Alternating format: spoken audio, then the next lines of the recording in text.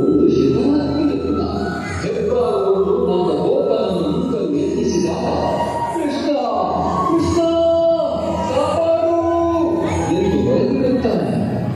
ಕೃಷ್ಣನ ಪಾದಸ್ಪರ್ಶದಿಂದ ಹೆಬ್ಬಾರು ಆಗಿದ್ದ ಸುದರ್ಶನನ ಶಾಪವು ಮೋಚನೆಯಾಗುತ್ತದೆ.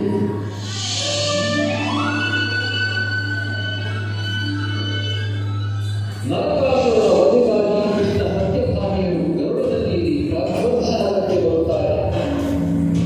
ಅಲ್ಲಿ ಅಗ್ನಿ ಜಲ ವಾಯು ಯೋಗಗಳನ್ನು ಧ್ವಂಸ ಮಾಡಿ ನಂದಕಾಯಕ ಖಡ್ಗದಿಂದ ಅವರ ಪಾಶವನ್ನು ವಿತರಿಸುತ್ತಾರೆ.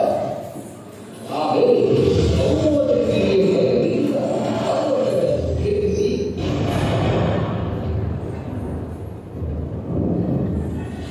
ಯಜ್ಞವನ್ನು ಓದುತ್ತಾನೆ.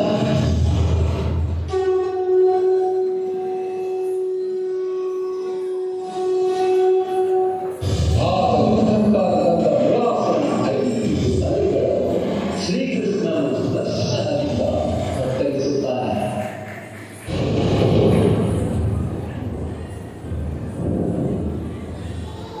ಇದರಿಂದ